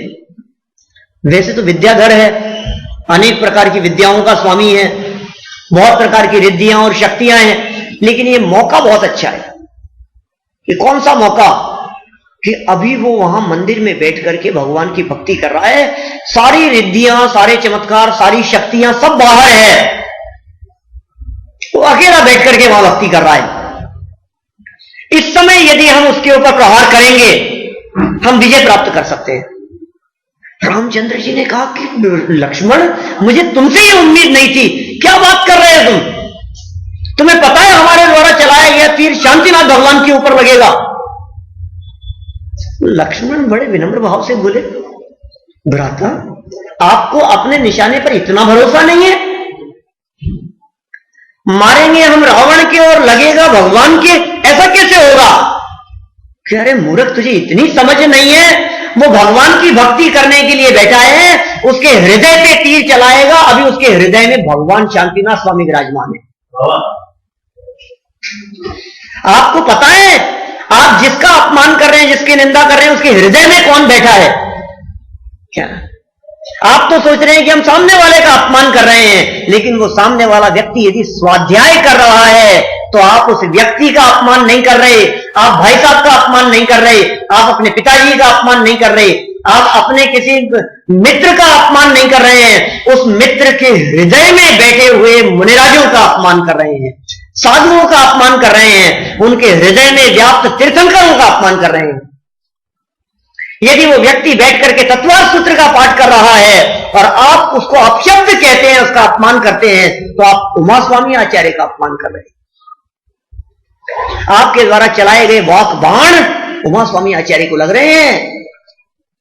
यदि वो व्यक्ति बैठ करके भक्तामर स्तोत्र का पाठ कर रहा है और हम ये कह रहे हैं बंद करिए, क्या भक्तामर स्तोत्र लगा करके बैठा है, यहां काम कर, उठ करके दूसरा, आपको पता नहीं है आपके द्वारा लगाई गई डांट वो उस बालक पे नहीं लग रही है, वो मान तुंगाचार्य के ऊपर लग रही है। आदिनाथ भगवान की स्तुति कर रहा है वो, उसके हृदय में आदिनाथ भगवान विराजमान है, उसके हृदय में पार्श्वनाथ भगवान विराजमान है। वो किसकी स्तुति कर रहा है? हृदय में कौन वर्त रहा है, कौन विराजमान हो रहा है? सावधान रहना पड़ेगा हमारे को, हम किसका अपमान कर रहे हैं, हम किसका अवर्णवाद कर रहे हैं। अवर्णवाद, अवर्णवाद माने अपमान, अवर्णवाद माने निंदा, शब्दों में निंदा हो जाती है। कभी कभी हम ऐसी बातें कहते हैं, कहां जाके जवाब देंगे? भला करे भगवान, भगवान भला नहीं करते, आप गलत कह रहे हैं। आपका भला आपके पुण्य कर्म के उदय से होगा, आपका बुरा आपके पाप कर्म के उदय से होगा। हां, भगवान के चरणों की शरण में आने से पुण्य अवश्य बनता है, नो डाउट। भगवान के चरणों की शरण में आने से सहज पुण्य बंधता है, अच्छे कर्मों का आश्रय होता है, उससे फ्यूचर में अच्छी अनुकूलताएं मिलती है। डिमांड मत रखना, मांगने से कहीं राज्य नहीं मिला करते, मांगने से तो भीख भी नहीं मिलती। मांगने वालों को क्या देते हैं आप? ये मांगने का काम नहीं है। ये तो कहते हैं, तो भगवान ये ऐसा बतलाते हैं, तू उपदेश को स्वीकार कर, बात को समझ एक बार और हमारे बगल में आकर के बैठ जा, ऐसा कहते हैं भगवान। महावीर स्वामी कौन थे? जीवनी पढ़ो आप। आदिनाथ भगवान कौन थे? परिचय तो पढ़ो आप। तो सच में क्या है, हम लोग जैन तो हैं लेकिन जैन शास्त्रों को पढ़ना नहीं चाहते। हम कुछ नहीं पढ़ना चाहते, उनके अतीत के बारे में नहीं पढ़ना चाहते। उनका पास्ट कैसा था, वे कौन थे, वे कहां से आए थे, उन्होंने कैसे कैसे जन्म मरण किए हैं, कौन कौन से भाव धारण किए हैं, आप पढ़ो तो सही, तो आपको पता लगेगा। पार्श्वनाथ स्वामी हाथी के पर्याय में थे, कहीं किस पर्याय में थे, महावीर स्वामी शेर की पर्याय में थे, कभी भील की पर्याय में थे, कौन कौन से पर्याय उन्होंने धारण की थी। और हम क्या हैं? वो पूंछ वाला परमात्मा बन सकते हैं, ये मूछ वाला नहीं बन सकता।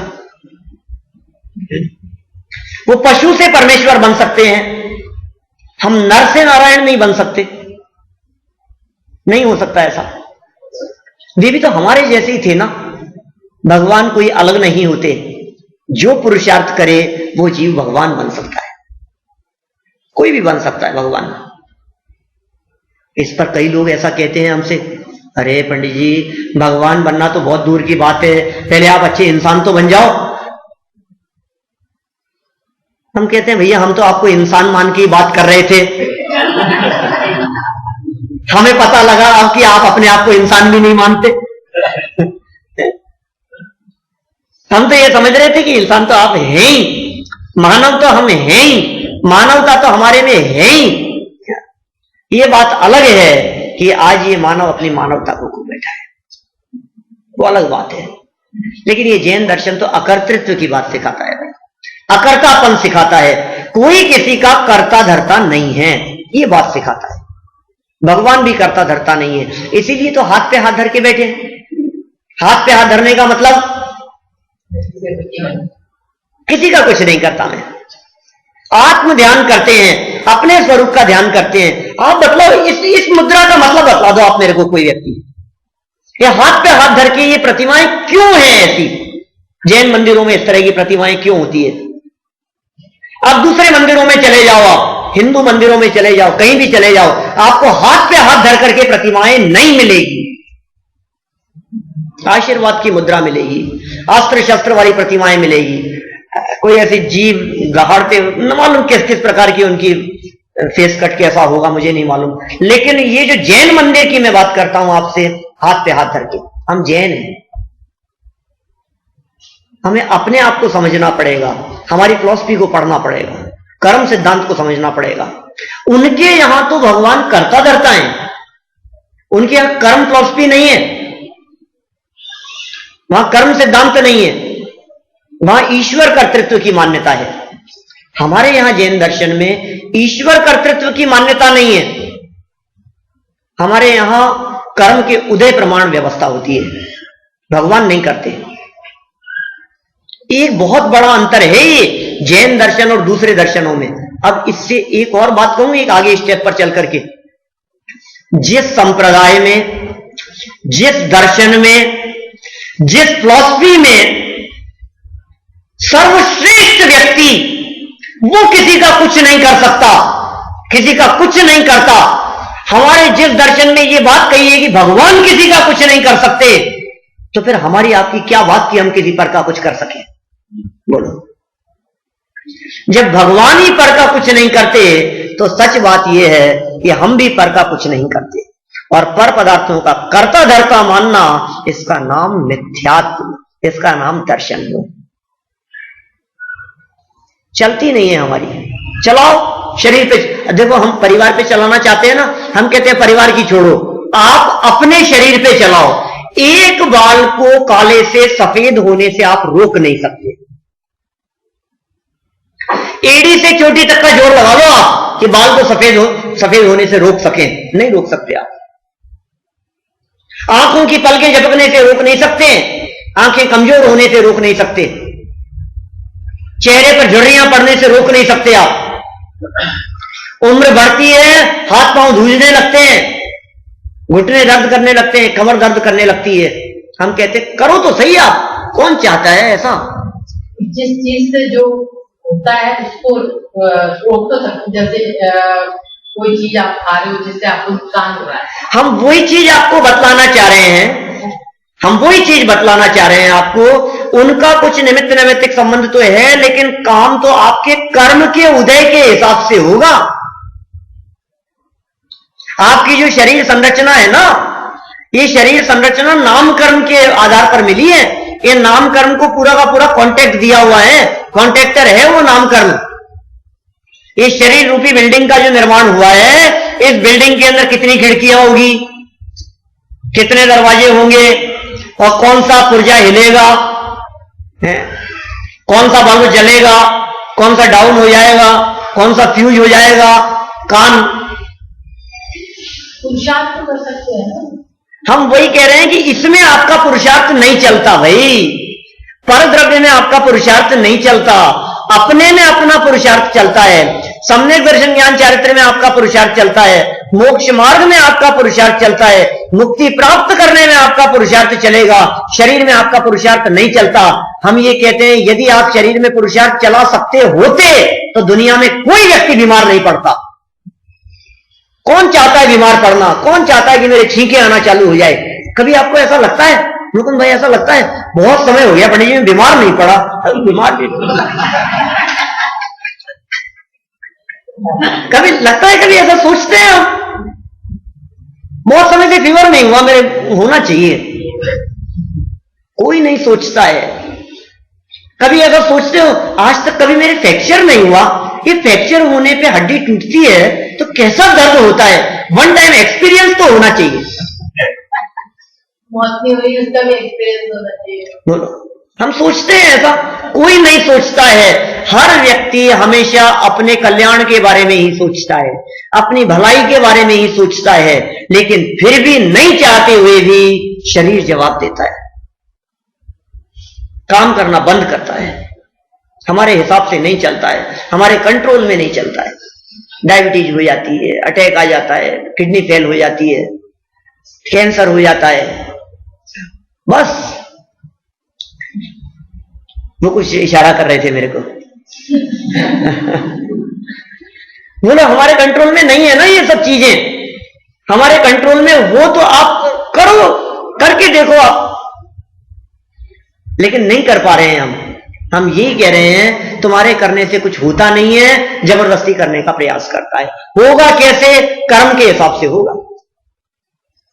मुझे याद आता है एक प्रसंग, एक बार जंगल में ऐसा हुआ कि बहुत सारे जानवर जो जंगल में रहते थे, उन सब के बीच में ऐसा कुछ मन में आ गई कि इलेक्शन होने चाहिए। क्या दादागिरी मचा रखी है शेर ने, ये राजा बनेगा, ये इसकी मोनोपोली नहीं चलेगी, हम नहीं चलने देंगे। हाँ, इसको भी अधिकार है, ये भी इलेक्शन में खड़ा हो, इसको भी वोट मिलेंगे और ये जीतता है तो हमें कोई ऐतराज नहीं है, लेकिन होना चाहिए। सारा जमाना बदल रहा है, दुनिया बदल रही है, अपने यहां जंगल में भी जो है इलेक्शन होने चाहिए। कई लोगों ने समर्थन किया, बात जच गई लोगों को कि ठीक है कोई बात नहीं, इलेक्शन कराई लिए जाएं। कई प्रस्ताव आए, कई लोग इलेक्शन में खड़े हुए, हाथी भी खड़ा हुआ, बंदर भी खड़ा हुआ, गेंडा था, शेर भी खड़े हुए, इलेक्शन में थे बहुत सारे लोग। लेकिन सबसे ज्यादा वोट मिले किसको मिले? बतलाओ, आपके यहां सबसे ज्यादा वोट किसको मिलते हैं? सबसे ज्यादा वोट मिलते हैं जो सरल हो, अच्छा कार्य करता हो, एक्टिव हो। सबसे ज्यादा वोट तो उसी को मिलने चाहिए। हमारा नेता ऐसा होना चाहिए जो अच्छा कार्य करता हो, सक्रिय कार्य करता हो, ढीला व्यक्ति नहीं चाहिए हमारे को। तो पता है आप, सबसे ज्यादा वोट मिले बंदर को और राजा बना दिया गया उसको। अब बंदर का राज चलने लगा, वानर राज चलने लगा जंगल में, वो राजा हो गए। बहुत एक्टिव, भाग दौड़ सब कुछ कर सकता है, बहुत एक्टिव है, ठीक है, राजा बन गए। 1-2 दिन हुए, 3 दिन हुए, राजा हुए, उनका राज चलने लगा। एक हिरण के बच्चे को शेर ने पकड़ लिया। जैसे ही हिरण के बच्चे को शेर ने पकड़ा तो हिरण को लगा कि राजा का सहारा लेना चाहिए अपने। वो दौड़ती हुई पहुंची राजा के पास में और बंदर से कहा कि हे वानर राज, मेरे बच्चे को शेर ने पकड़ लिया, यही पास में ही है, आप चल करके बचाओ। ठीक है, अभी चलता हूं। वो तुरंत वहां से तैयार हुए और वो उछल कूद करते हुए आए वहां, और जहां पकड़ रखा था वहां एक पेड़ से दूसरे पेड़ पर छलांग लगाने लगा। कहा बचाओ इसको, कि फिर इधर से उधर छलांग लगाने लगा। कुछ करो तो सही। फिर इधर से एक पेड़ से दूसरे पेड़ पर, इधर से उधर छलांग लगाता है, उधर से उधर छलांग लगाता है। फिर क्या कर रहे हो, मेरे बच्चे को मार के खा जाएगा। कि देख, ज्यादा बोलने की जरूरत नहीं है, कि मेरे बच्चे को मार के खा जाएगा, कि चुप रहे। तेरे बच्चे का कुछ भी हो, मेरी भागदौड़ में कुछ कमी हो तो बता।